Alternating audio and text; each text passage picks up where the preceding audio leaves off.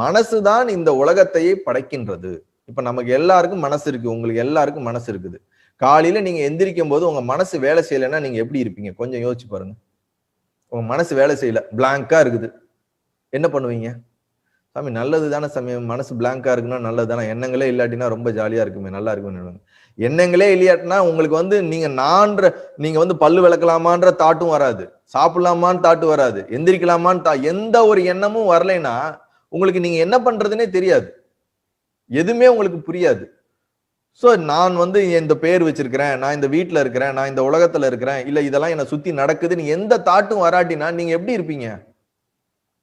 So இந்த வெளி உலகம் என்பதே நமக்குள்ளே இருந்து வெளிப்படக்கூடிய இந்த மனதினால் வெளிப்படுத்தப்பட்ட ஒரு பிரபஞ்சமே தவிர வெளியில இருக்கிறதுனால நமக்குள்ள வரல, நமக்குள்ள இருக்கிறதுனால வெளியே வருது. அழகா ஒருத்தர் சொல்லியிருக்காரு, எப்படி ஒரு ரோட்டு கடையில ஒருத்தன் ரோட்டு ஓரமா கடை போடுறாங்கல்ல, அவங்க சாமான்லாம் கொண்டு வந்து ரோட்ல விரிச்சு போடுவாங்களாம். சாயந்தரம் ஆச்சுன்னா என்ன பண்ணுவாங்க, சேல்ஸ் முடிஞ்சுட்டு எல்லாத்தையும் பேக் பண்ணி ஒரு மூட்டை கட்டிட்டு போயிடுவாங்க.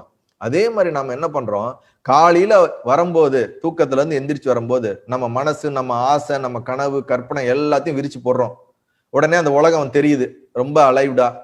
நைட் என்ன பண்றோம், திருப்பி அவன் கடைக்காரன் எடுத்துட்டு போற மாதிரி எல்லாத்தையும் திருப்பி கட்டிட்டு திருப்பி நம்ம என்ன பண்ணிடுறோம், நம்மளுடைய தூக்கத்துக்கு போயிடுறோம். சோ அப்ப அந்த ஆழ்ந்த தூக்கத்துல எங்க போறோம், அங்க வெளியே வரும்போது எங்க இருந்து வரோம்? சோ நம்மளுடைய மனம் வெளிப்படும் பொழுதுதான் இந்த உலகமே நமக்கு தெரிகிறது. இந்த மனம் வெளிப்படாத போது இந்த உலகமே நமக்கு தெரியாது. நாம் பார்க்கக்கூடிய உலகமா இருக்கட்டும், நாம் கனவிலே பார்க்கக்கூடிய உலகமா இருக்கட்டும், இந்த பிரபஞ்சமா இருக்கட்டும், இவை அனைத்தும் நிஜம் என்று நாம் நினைத்தாலும் இவை அனைத்தும் மனதோட ஒரு வெளிப்பாடு, மனதோட ஒரு கற்பனை தானே தவிர, இந்த மனம் என்னைக்கு ஒடுங்குதோ, மனம் தன்னுடைய சொரூபத்துல அடங்கும் போது இந்த உலகமும் இருக்காது, எதுவும் இருக்காது. நல்லது.